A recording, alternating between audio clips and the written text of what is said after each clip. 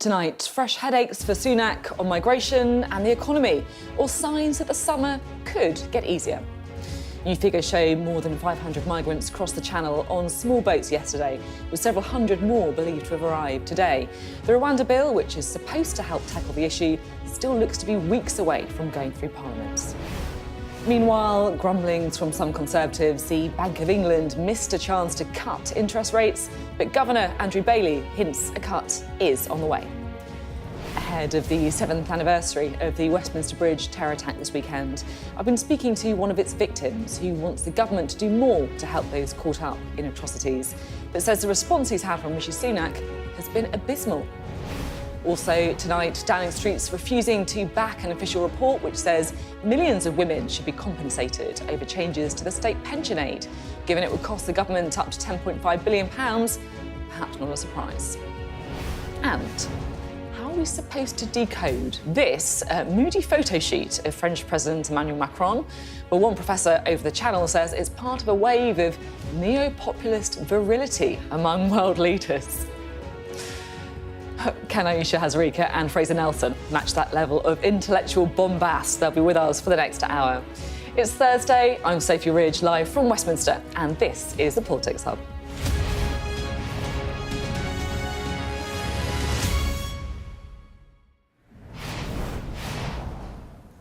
Hello, good evening. It's more than a year since Rishi Sunak promised to stop the boats. Not to reduce the boats or to do everything he possibly could to stop that steady stream of little dinghies crossing the Channel. He promised to stop the boats. And yesterday, on Wednesday, 514 people are believed to have crossed the English Channel. That's the highest number in one day so far this year. And it's also the highest number of crossings in the month of March since records began. The boats have evidently not been stopped. Now, the government will argue this is down to factors beyond their control. So the boats keep coming because the Labour Party and the Lords aren't supporting their Rwanda plan. And look, there are genuine factors that really are beyond the control of the government, from the unseasonably warm weather to the multitude of reasons that people across the world migrate. Rishi Sunak isn't responsible for the human rights record and the economies of every country across the globe. But he is responsible for putting small boat crossings at the heart of his premiership. And at some point, you have to wonder whether that is the right strategy. Now, you could argue that it makes sense as a dividing line with Labour. But does it make sense when it's also a dividing line with Reform, the resurgent force on the right stealing votes for being more hardline than the Conservatives on migration? We'll be discussing that all in a moment. But first, let's hear what the Home Secretary James cleverly said today, firmly pointing the finger of blame at Labour peers in the House of Lords. Well, I am absolutely determined to get the legislation through the House to prevent Labour peers continually delaying and obstructing what I am trying to do, what the government's trying to do, to break the business model of these criminal smuggling gangs, to deter people making those dangerous crossings across the Channel, to protect our borders and to stop the boats. James cleverly there. Well, I mentioned those latest figures on small boat crossings. Let's take a close look at them now, shall we? Migrant crossings. So you can see there, 514 migrants in 10 small boats made the crossing yesterday. Now, that is the biggest number so far this year, and it brings the total number of crossings this year to this, just over 4,000. Now, just for comparison, that's around 10% higher than this time last year. And that, in turn, was also the second highest total on record. 29,437 people crossed the Channel in small boats in 2023. To put it in context, that's roughly the population of Stratford-upon-Avon. Well, off the back of these figures, Labour's Shadow Home Secretary, Beth renewed her criticism of the government's approach. Well, we've seen now that more people arrived on small boats yesterday than the government is planning to send to Rwanda in the next 12 months. And that just shows the gimmick that is the Rwanda policy that involves them sending £500 million to Rwanda for just 300 people. Well, our Deputy Political Editor, Sam Coates, is here. And Sam, there's so much politics at play with this important story. That's right, which is why I wanted to take us to have a look at the most recent YouGov poll, which I think is really striking today. Look at this. This is the voting intention according to YouGov, 25 percentage point lead for Labour. This poll is significant for two reasons. First of all, for only the second time, the Tories dropped below 20 to 19 points. And look at this. Reform, highest ever number of 15%, way ahead of the Lib Dems in third place. So that is a very significant result. Now, I think what's really interesting about this poll is why this is. Right, look at this. Wind back to the Brexit referendum, how those voters behaved in the last general election. So these people all voted Brexit in 2016, and they almost all voted Conservative when Boris Johnson was fighting the Get Brexit Done election. Massively in the Tories' favour there. Now, look at how that compares to today. Wow. Reform actually beats the Conservative Party today. The Conservative Party has lost 2016 Leave voters. That is a big problem, and I think the boat's playing to that. It's extraordinary to see that actually laid out there and how reform... Look, I mean, it's important to put it in context. You know, these are not guys who are going to, you know, waltz through winning loads of seats at the next election, but it's fair to say that they could have a real impact on the result. People in the Tory party are talking about the 1997 precedent. Back then, a sort of precursor to all of the Brexit and Reform Party were called the Referendum Party. Jimmy Goldsmith was its leader. They didn't win seats, but they just chunks of vote away from the Conservatives, delivering the Labour Party dozens more seats than they otherwise would have done. That could well be the impact of poll numbers like this if they're replicated in general election. And I bet Number 10 are going to be scratching their heads trying to work out how to deal with that threat. Sam, thank you very much indeed. Sam Coates there. Well, if migration is one big priority for the Prime Minister, another is the economy, of course, and Conservative MPs and their election strategists are desperate for a downward move in interest rates to help relieve financial pressure on millions of households. That didn't happen today, with the Bank of England holding interest rates at 5.25% for the fifth time in a row. But the bank governor did say things were moving in the right direction. We have good news. Inflation has come down. It's come down as we expected. But we have still got some way to go, particularly with what I call the more persistent bits of inflation. You know, that's particularly the services element. It's about half the total basket of prices. That's still at 6%. Now, we don't need to see it come all the way down to a sort of sustainable level, consistent with the target, but we do need to see further progress. But I do want to give this message very strongly. We've had very encouraging and good news. So I think, you know, we can say we're on the way. Well, we can talk now to our economics and data editor, Ed Conway. Ed, there'll be some saying, look, the bank were really slow to raise interest rates in the first place. Now they're being too slow to cut them. Yeah, I mean, that's kind of what they do every time. They raise rates a little bit more slowly than a lot of people would like. And when they're cutting rates, a lot of people are worried about the prospect that those high rates are causing a recession, or at least causing the economy to be weaker than it otherwise would. It's definitely the case that we are now kind of in that process, that moment. You could hear it there from the governor, where it's not really a question of if, it's a question of when, and it's a guessing game as to, is it going to be June, which is what the market thinks at the moment? Is it going to be August, which is what a lot of economists think? It could even be May, when the Bank of England has its next look at the state of the economy. The thing, though, is a couple of things that I think the Chancellor will be relieved about when he hears from the bank. First of all, you know, it looks like it's coming soon. Second of all, when they looked at the budget, so we got their first update on what they thought of the budget, what the likely implications are for the economy, the bank said that it wasn't going to be super inflationary. And that, in turn, means that, well, the door is still open for it to cut interest rates. And I think that's the thing for the Chancellor. He's holding out for this idea that later on in the year, there will be a moment, the bank will be cutting rates, inflation will be down close to 2%, and people will start to have that economic feel-good factor once again. The problem is that it's not clear that that's actually going to happen, certainly the feel-good factor, even if rates do come down. So right now, it does look, even though nothing happened today, like we're moving closer and closer towards rates being cut potentially this summer, but still very much waiting game. Ed, thank you very much indeed. Ed Conway there. Right, let's bring in our duo for this evening, shall we? The broadcaster and former Labour advisor, Ayesha Hazarika, and Fraser Nelson, the editor of The Spectator. Great to have you both with us this Thursday. Thanks for coming on the programme. Let's talk interest rates first, shall we? I mean, Fraser, the government must be desperate for them to start coming down. They will, and I think they will before too long. We had the Swiss government today reducing its cuts, probably the first in Europe. And right now, if you look at what the market expects, you can see that every day updated. They're expecting about 2 rate cuts by October. So we're looking at a sort of downward trajectory, but going to about 3% and then staying there. So the old days of near zero interest rates are gone forever. But what Rishi Sunak desperately wants is to be able to say, look, my plan is working, the cuts are coming down, there's more to come. Now, that's what everybody expects, but until the bank starts to do that, people won't really believe it's true. I mean, I guess it would help Rishi Sunak, right? You know, his narrative about being in control of the economy, it's one of his pledges.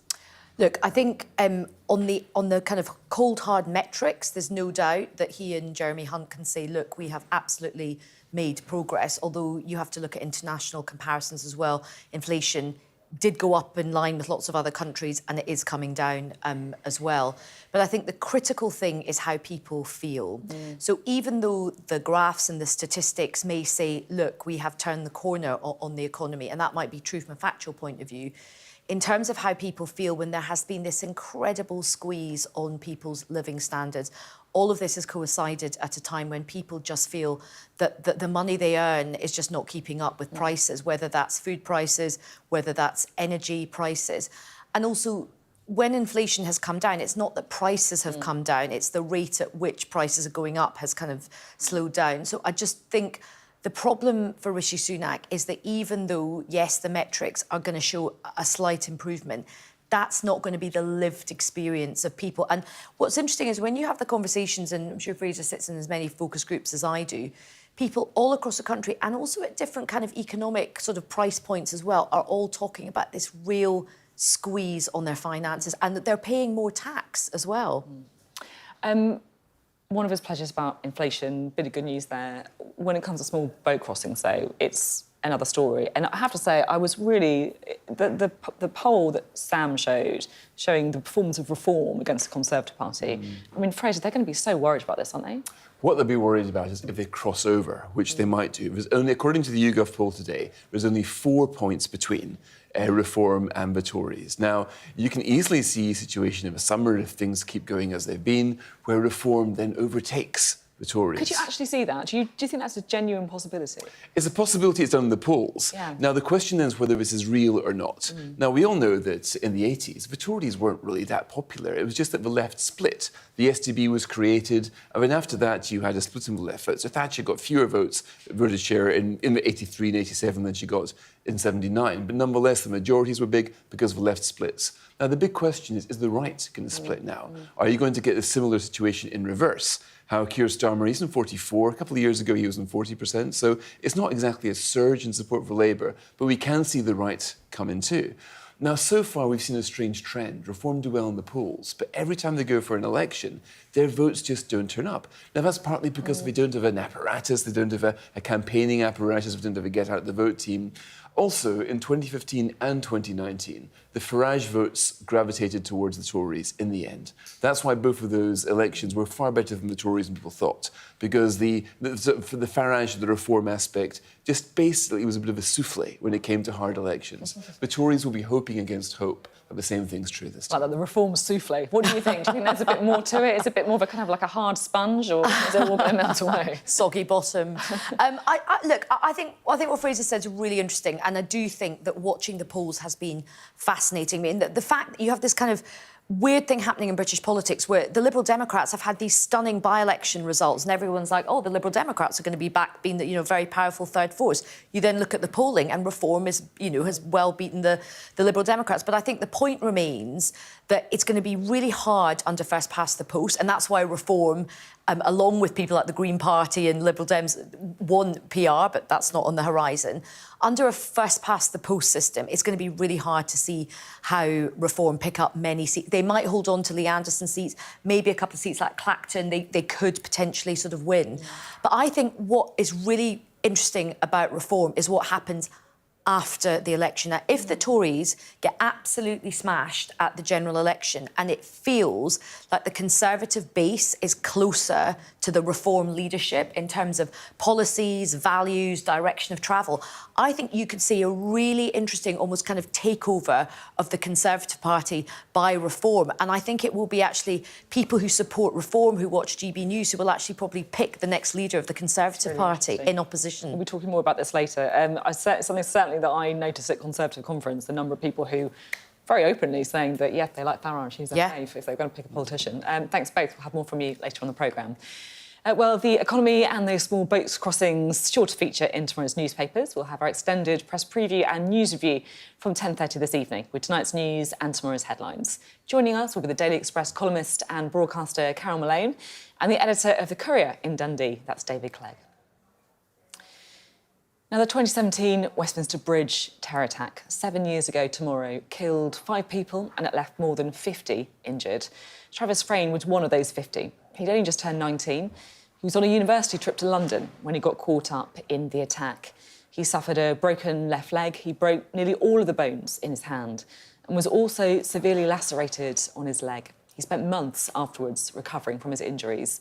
And he's now campaigning for a National Day of service and tribute to the victims of terrorism and greater support for people caught up in terror attacks. I spoke to him a little earlier.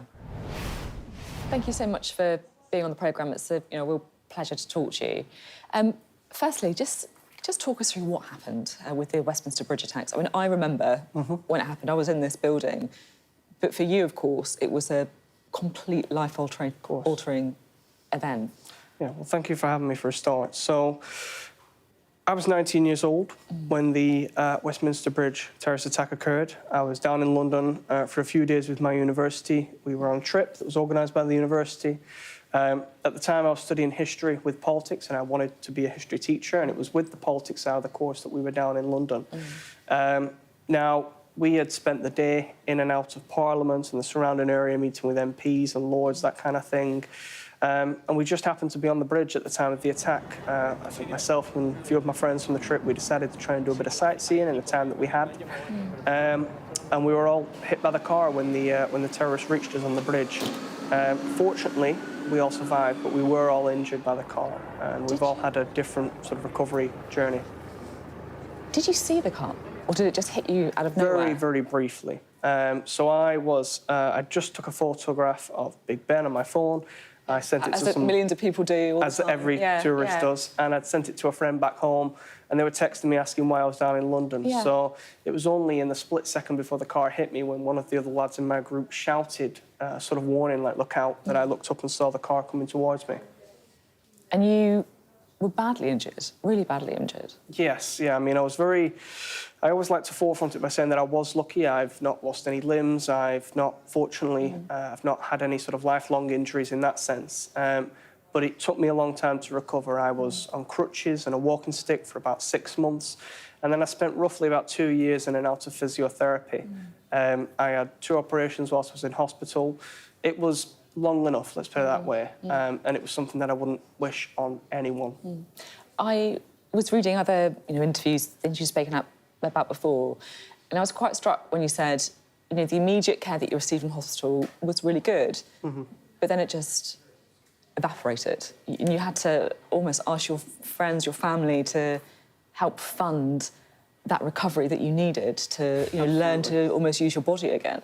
Unfortunately, yeah. And I think that terrorism at its core is about the degradation of someone's dignity on a personal and a societal level. And it didn't help that when I then tried to seek support, like many other survivors, unfortunately, as I came to realise very quickly over the years following, that support, unfortunately, wasn't as easily available as I think we would take for granted. I think the members of the public assume, and they certainly did in my case when I spoke to members of the public, that I would just be receiving that support, that I would, to quote one old lady who I remember approached me on the street, be sorted for life. That's the phrase she used. And actually, that was where the battle began for me. It was not the attack, which itself, I believe, was over in about 90 seconds. Of course, we have to deal with the psychological impacts of what we saw on that day, but it's the battle we've had to endure over the years following that has been one of the most difficult parts. And it's a battle actually not with the terrorists, but with oftentimes our own country, our own government, our own society to try and get the support that survivors need. And ultimately, I think we recognise as survivors that those changes are not going to be for us.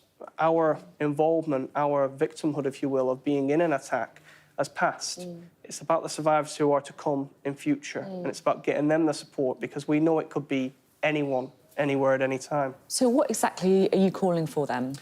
So we launched a piece of research a few years ago called the Survivors Charter, and that was a piece of research that myself and other survivors did, where we went around to 8 different countries with similar comparative socioeconomic systems and governance to the UK. And we looked at what worked and what didn't work for survivors of terrorism in those countries. And this was coming on the back of the government's commitment that they made in the 2019 election to produce and consult on a survivors' charter. That was as a result of the Fishmongers Hall attack, which you may remember happened during the 2019 election. And both Labour and the Conservatives committed to that in their manifestos. And we put together this charter, looked at best practices from those 8 countries, and put together essentially a document, a roadmap for implementing these changes. Unfortunately, of course, it's been very difficult to get the government to actually implement that survivors' charter. And that is where we're at the moment in trying to fight for those changes. So you said it was in the manifesto in 2019. Boris Johnson obviously was Prime Minister at the time.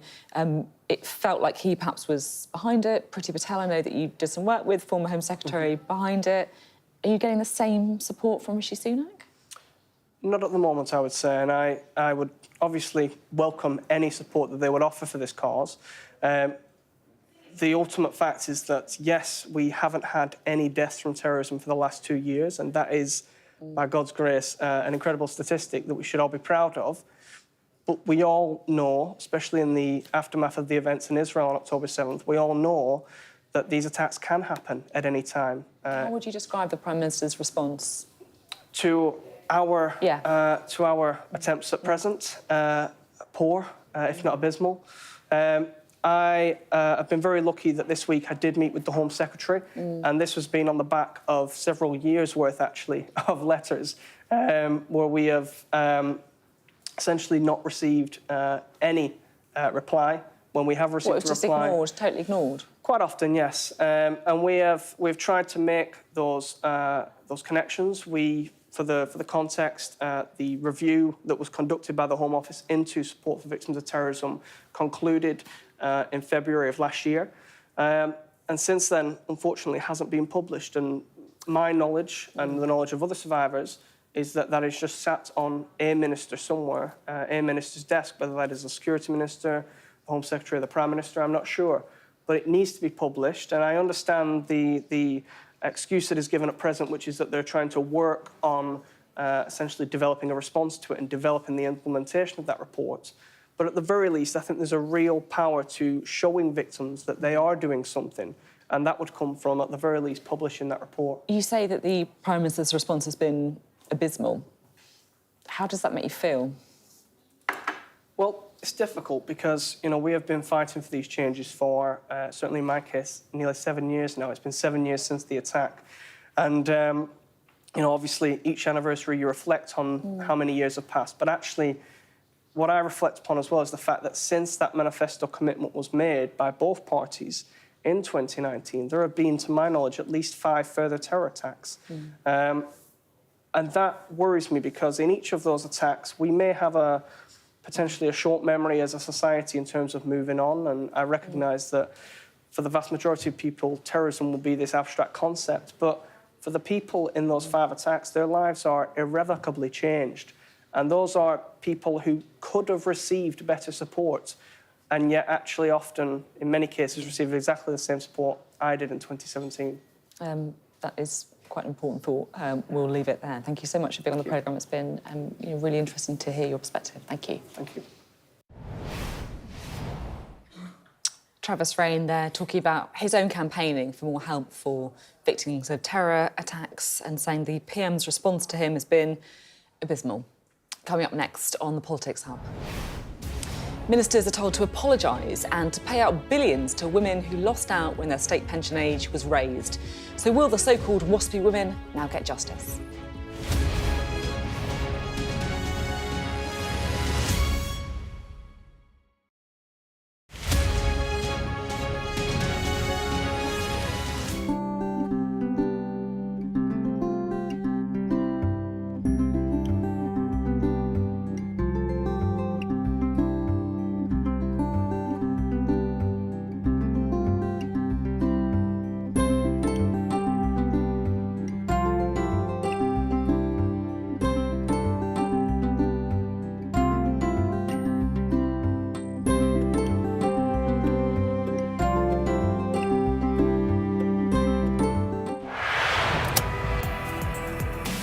I'm Dan Whitehead and I'm Sky's West of England correspondent.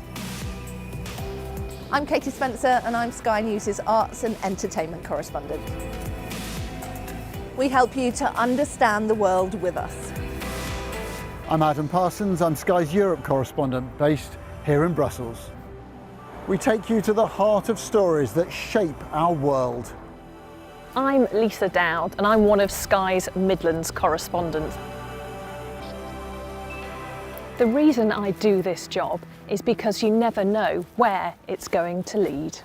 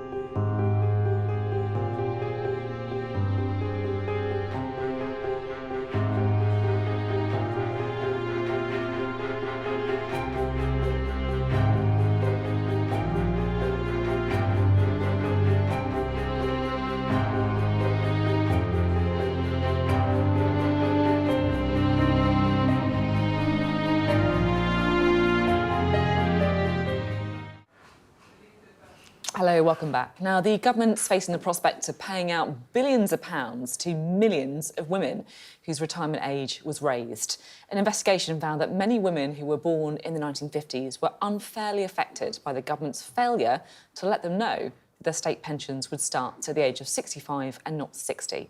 Sky's Shaman Freeman-Powell reports. When the government extended the pension age for women to match men, it was meant to make things more fair. But instead, it left women like Michelle vulnerable, especially as the news came not long after a heart attack. Well, very shocked, and very frightened. I mean, I was just lucky that I was able to go and stay at my son's. I couldn't live here at that time because the mortgage had to be paid and I didn't have income to pay it. So, extreme stress on top of already being ill. What do we want? Justice! Where do we want it now? It was back in 2011 that the government announced the pension age for women would rise to 66, impacting around 3.8 million people. But most of them were not told. And after years of campaigning and an investigation led by the National Ombudsman, today it was announced that the women of the 50s were poorly treated and inadequately informed, suggesting that the government of today should pay for the political mistakes of the past. I think putting it right will cost money. It will cost probably in the region of £36 billion, but they've already saved £181 billion by making this change. So it's time now to put some of that back into the pockets of the women they took it away from. However, the Ombudsman has cast doubt over whether the Department for Work and Pensions will comply with the findings and cough up the cash. They have made it clear that they don't agree with our findings of maladministration, and that therefore they won't be implementing any recommendations in relation to financial compensation. And for that reason, we have taken the unique step of going straight to Parliament and asking them to set up a mechanism for compensation. And whilst they've said they will look, it's not clear if Parliament will actually act. The government will look at the findings and the recommendations of that report. I'm not in a position where I can comment on the details of it. The WASPy women aren't sure if they will ever see what they believe they're owed. But they now know that their complaints were valid and their voices in Parliament will finally be heard. Shaman Freeman-Powell, Sky News.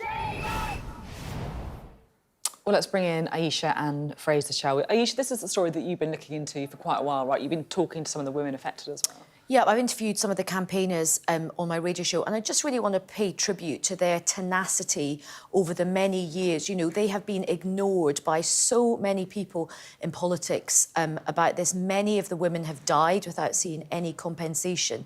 And of course, we've been learning a lot about these miscarriages of justice, from the post office scandal to contaminated blood. But I do feel part of why these WASPy women have been ignored is the fact they were older women. And I think a decision... And it's a really good example of kind of really institutionalised sexism and ageism, where clearly the bean counters who had to get some money from somewhere thought, right, they're not going to know what's going on. They're not going to kick up a fuss. They're just older women. And they're not just older women. These women who were born in the 1950s, they were our mums, they were our grandmothers. They probably provided the connective tissue in our family in terms of caring for grandkids and working really hard and contributing to the state through their labour and through the taxes they paid. And to be treated like this is an absolute scandal. And I just think they have been so brave and so tenacious. Putting aside the kind of rights or wrongs, the compensation, there's an awful lot of payments that are stacking up there, right, in terms of compensation that the taxpayer and the government is liable for. Yes, I mean, it's funny that we heard there are 36 billion that they want. I mean, that's half of what the whole furlough scheme costs. And there's a blood contamination, there's various other things which are coming. The post office workers are asking for, quite rightly, for significant sums. So I think there's a bill coming in for rather shoddy governments in the last few years. But the funny thing is, I think this is actually a taste of what's to come. Overall, there are big questions about the affordability of the welfare state. If you do some projections now, looking 20, 30, 40 years ahead, you can see the working age population going down in every country in Europe, apart from Britain, actually. But still, but the ratio of working people to pension age people is going to get as such, where the pensions which we're promising now to people in their 20s and 30s simply aren't going to be affordable when they get to the pension age. Now, this is very difficult, so what do you then do? Now, the government made a relatively small change, saying, OK, we're going to move it from 60 to 65. I mean, it's probably going to have to be moved again and again and again. Now, we've seen in France... You're going to say we're going to have to work till... How old are we going to work till, Fraser? What, 70, 80? Like, never... Well, you know, the idea is that retirement becomes a process, not an event, but with the state pension, we paid probably to lower rates and later on. And you can see that in France, this brings them to the streets quite regularly. People who are in their... Teenagers can be protesting against pension rules. But fundamentally, every Western democracy is going to face this affordability crisis. And the question is how you manage to break that contract with somebody. You've lived all your life, as these WASPy women have done, being told, yes, you can retire when you're 60. And then you change it right at the last minute. How do you then handle that? Now, the government was wrong. At the time, they'd have thought, look, there's no trade union here, there's nobody to really shout out against us, we can do it. That's your point. It's just women, just older women. It's just old women. But what happened then was that the pressure group emerged afterwards, and they've been so tenacious. They've been at it for, like, years and years and years, becoming a force which the Ombudsman now has recognised. I think the point that Fraser makes is correct. All Western governments and any future government of any hue, political hue, is going to have to look at this issue. But I think if you're going to move the pension age forward, back, which we're going to have to do, you have to make sure that people know about this, that it's incredibly well communicated. One of the big problems with the WASPy women is that they got no notice, so they couldn't do any planning for their lives. But also, we have to think about how we're going to manage older people in work as well. You know, I've been doing a lot of work recently with sort of businesses looking at how to keep older people in the workforce. That's something the government wants to do. Everyone's talking about growth, as much economic participation in the labour market. But actually, when you look at what's happening in a lot of businesses, they don't want to take on older people, or older people can't be working like, you know, crazy hours. You have to have more flexible working for. So I think in order to we are going to be working longer, there's no doubt about that, but you have to have businesses and workplaces and I suppose employment rules that facilitate better working for longer as we get older. Thanks both, really interesting discussion there. You're watching the Politics Hub. Coming up, the Conservative candidate to be Greater Manchester Mayor defects to reform. I'll speak to him live to find out why.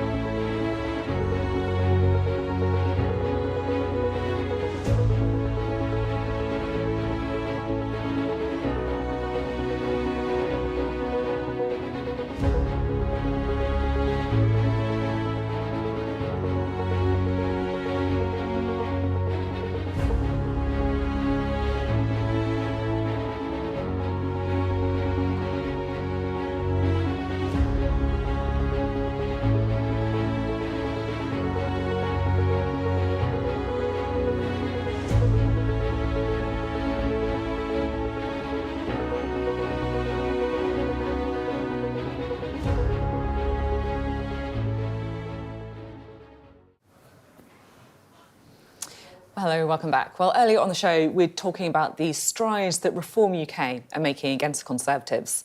And today they achieved another PR coup by securing the defection of the Conservative candidate for the mayor of Greater Manchester. He's Dan Barker. He joins us now live from Manchester. So just explain to us, why have you decided to defect?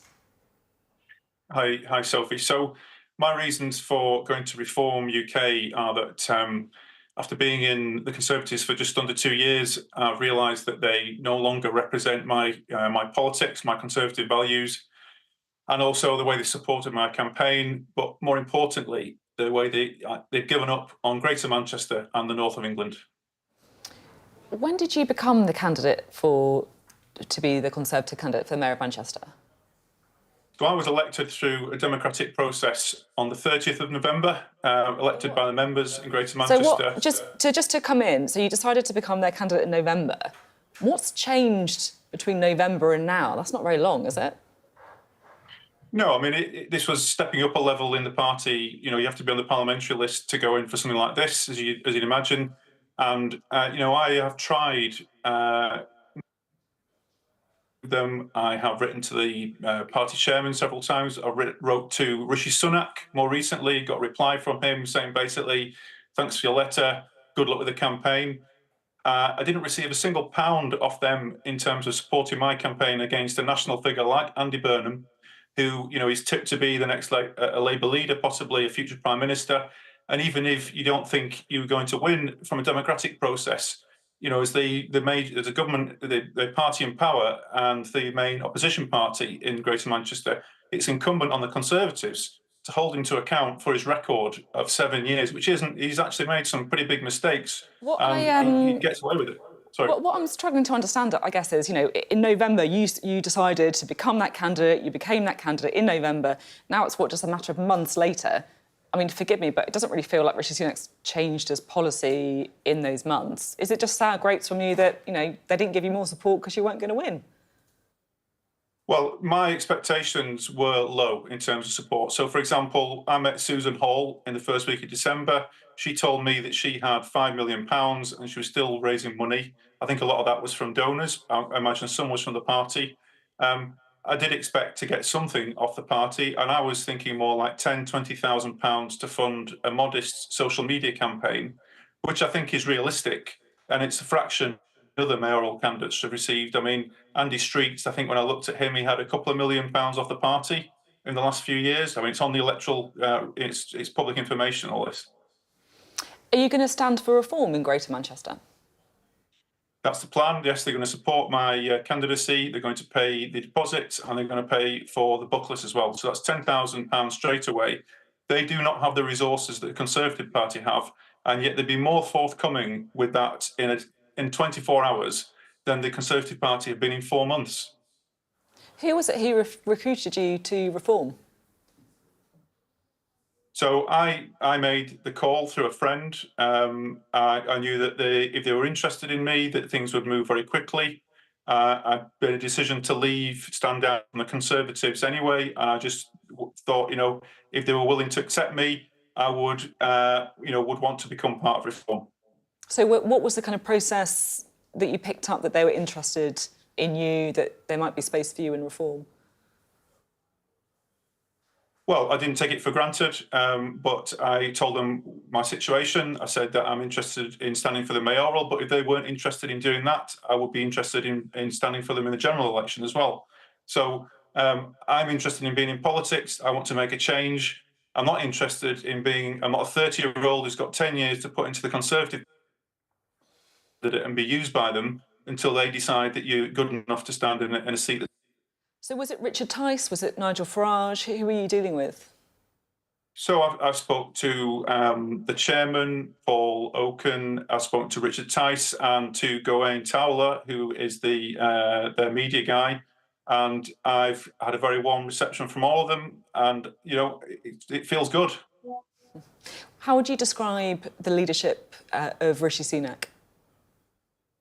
Well, I mean, he was not elected by the membership. He wasn't elected by the public. He was crowned by the parliamentary party. He has got no legitimate mandate to be in the office he has now. And I think he must struggle within himself with the sort of decisions he's making, knowing that he's not really got a legitimate mandate.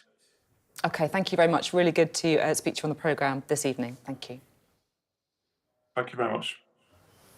Well, let's bring in Ayesha and Fraser, shall we? Interesting there that he's talking about the funding, the financial support. Yes. That seems to have been why he left, because he was there. It's a pretty big job, you know. Yeah. And there's Susan Hall with £5 million in London, Andy Street with £2 million in Birmingham, and he can't even get 10 or 20 grand from CCHQ for his campaign. So obviously he was annoyed, took a rather drastic step actually to go into another party. But I think in that, what we can see is just how the Conservatives are, you know, really thinking, look, Manchester isn't worth a flame, really. We can't even throw this guy 20 grand. So there's obviously a lack of bandwidth then in CCHQ. This is a party which is already fighting a very defensive game. So this isn't really a party thinking we're going to consolidate this great kind of 2019 Boris majority, the red wall, etc. They're thinking, OK, we're retracting, the Lib Dems are going to come and get us from the south. We need to worry about these kind of things. So I think we'll see a few more of these defections, not particularly significant, but the fact that they're happening at all, I think, is rather uncomfortable when a lot of voters, as we were discussing earlier, are also defecting in their minds from Tory to Reform. Yeah, I guess that's it as well, isn't it? Look, you know, this guy is not someone I would imagine most of our viewers have necessarily heard of. Manchester, as Fraser was saying, is going to be one of the top targets for the Conservatives. But maybe he is on a journey that many previous Conservative supporters are also on. Yeah, and I think that's what the danger is for the Conservatives. I mean, I just find it astonishing when we had this big row last week about donations to the Conservative Party, and the Conservative Party, for all their poll woes, are still getting in big bucks. You know, Frank Hester's pumping in a lot of money, and they couldn't find 10 grand for this guy. It shows you a lot. Also shows you that in politics, look, there's always an issue about where you put your resources, but to completely write off a big, great northern city like Manchester, Manchester shouldn't be a no-go area. It's also worth saying there's a lot of big Conservative MPs around the Greater Manchester area. Graham Brady, famously, who heads up the 1922 committee. It's not that Manchester's has always been a no-go area for the Conservatives, but I think what the Tories will be wanting to do is for these mayoral elections coming up, the ones that they will really want to shore up is they'll want to try and make sure that Ben Houchin keeps his mayoralty seat, that Andy Street as well. And of course, I think Sadiq Khan will still win, but they're hoping that if they can knock a chunk off his majority, it's changing first past the post and there's new sort of voter ID things. But the key thing is the journey that gentleman has gone on. You're absolutely right. So many shows I do with, phone-ins and things like that. The number, particularly of older voters who have always voted Conservative, and now they're saying, I quite like the look of that Richard Tice, or I quite like the look of Nigel Farage. It's really interesting. I thought it was interesting, picking up on what we've just been discussing there as well, Dan Barker saying that he thinks the Conservatives have, in his words, lost the North. Yes, I think that is the big concern now. That Lee Anderson defection recently is a symbol, and that there's simply this coalition they hope to put together has basically vanished already.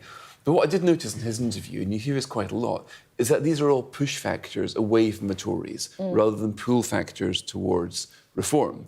So I think we can see in the Reform now, not the fact, they don't really have a charismatic leader. Farage, you might like him or hate him, but he was certainly a very polarising... Like Richard Tice isn't listening to you.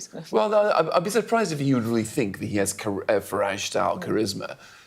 But how many people are thinking... You say some of your callers do say, look like Richard Tice. I'm not quite sure they're thinking, OK, his message is very similar to the Conservative message. When you actually look at what... Farage had a different one. I want to leave the EU. David Cameron didn't. There was a doctrinal difference. With Reform, they're now basically coming out with Conservative messages. So the message is the same, but people are thinking, I no longer trust the Conservative Party to deliver these messages, so I'm going to go for Reform. So I think the Reform, the 15% surge that we're seeing, is driven almost entirely by exasperation with the Conservatives. So it's not a leftward drift, really. Thanks both very much. Coming up next on the Politics Hub. As Emmanuel Macron releases pictures of himself flexing his muscles, love black and white. Oh my goodness, look at that one. We're going to be discussing alpha males in politics. Coming up on the UK Tonight, the parents of a young rugby player who died of sepsis say neglect and not NHS staff shortages killed their daughter. Maddie Lawrence was admitted to hospital with a dislocated hip, a serious injury, but not something that should ever have been life-threatening. Tonight, I'll speak to her parents, Karen and Simon. That's coming up at 8.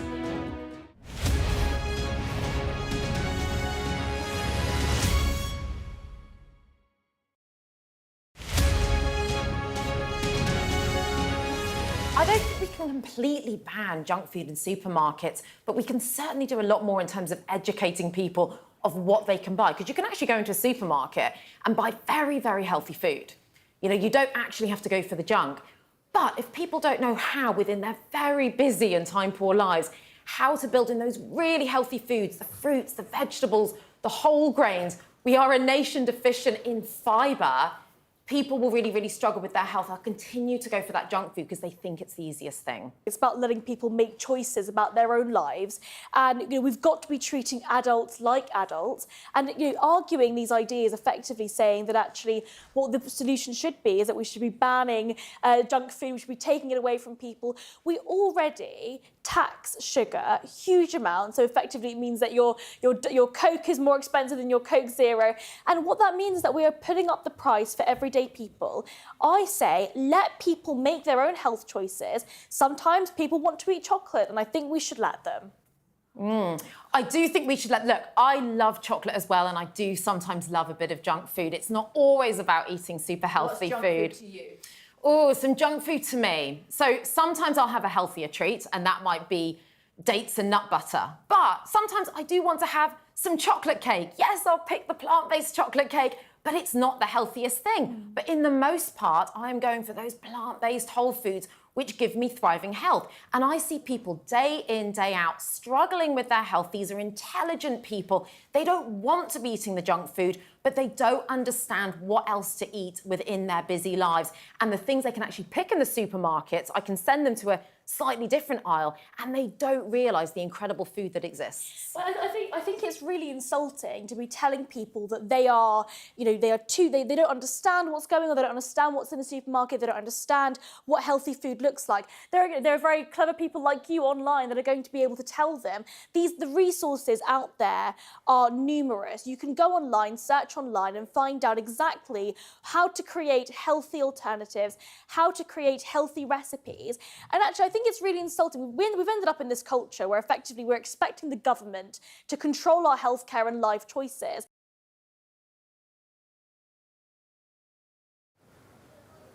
Hello, welcome back to the Politics Hub. Now, there's no clever way to introduce this next discussion. Just take a look at this picture of French President Emmanuel Macron. It's a moody black and white affair taken by his official photographer, I should say, and posted on his Instagram.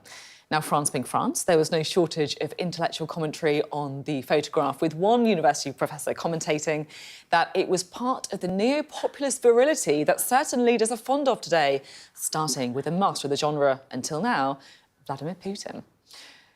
Now, Macron has a bit of form when it comes to these alpha displays. Take a look at this handshake between him and Donald Trump and ask yourself, at what point does a handshake just become holding hands?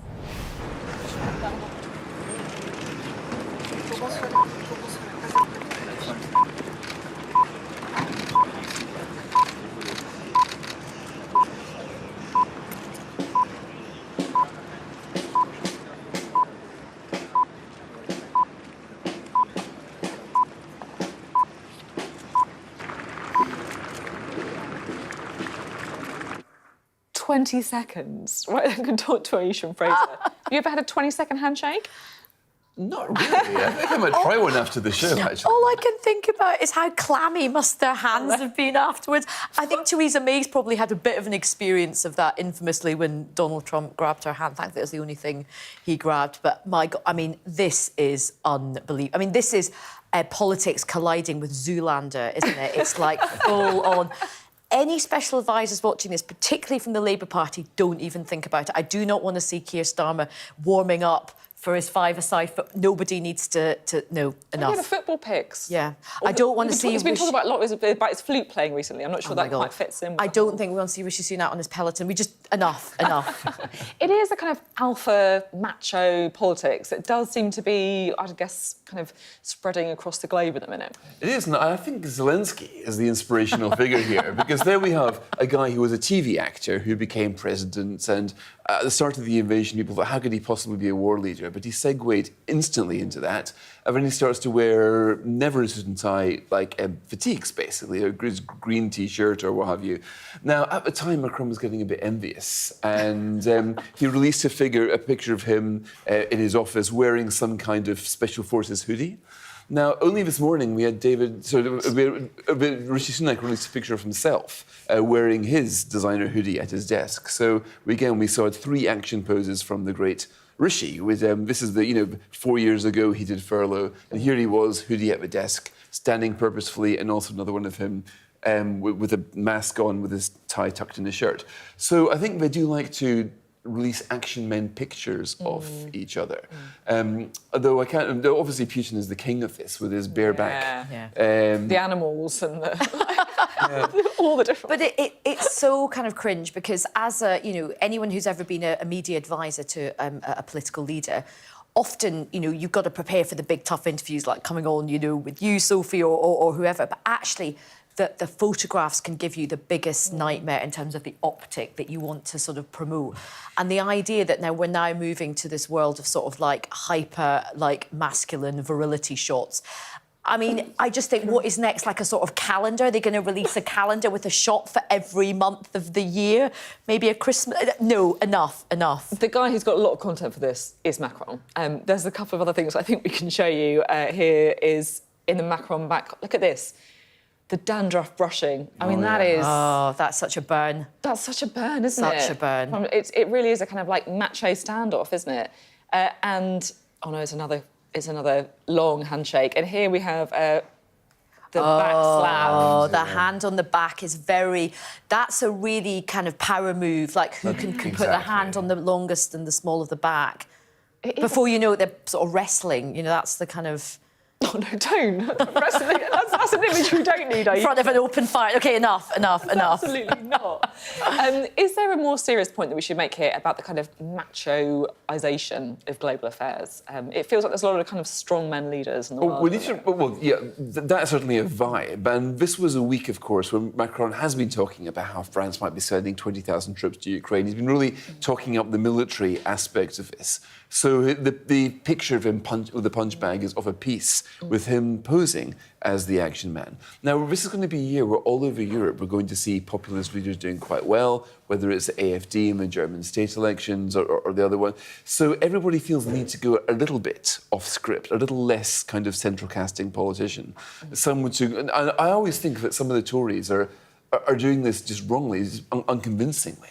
But they think that the times call for somebody who's angry or who isn't your average politician. And in fact, but usually they show that they're even more average than normal. But I think you're right. I mean, I think as the world has gone through a lot of insecurity we've got a lot of geopolitical conflict, we've had the COVID crisis, we've had this cost of living crisis. It's interesting that a lot of people are kind of being quite seduced by the strong man. And I think there's real dangers of that. We have very male-dominated politics in this country, and all over the world, particularly in geopolitics. And you're seeing some really bad consequences. Just look at the rolling back of women's rights across the world, whether it's America with abortion rights, or you look at what's happening to women in Afghanistan. So, there's a kind of funny side to this, but there's also quite a dark side to this as well, particularly, I think, for women. It is quite reflective, isn't it, of where we are in our global affairs. Any particular photo ops that spring to mind when you're an advisor? There's a thing with a bacon sandwich. I don't know if anybody remembers that. No big deal. No big deal. That went really Actually, I wasn't actually around for that day, but that was really. Don't do boxing and don't do eating a bacon sandwich. Tanks can work. Tanks. Yeah, Thatcher, Liz Truss. Liz Truss. I mean, that went so well. Thank you both very much indeed, Ayesha and Fraser. Great to have you with us. That is it from us tonight. I will see you on Monday at 7 p.m.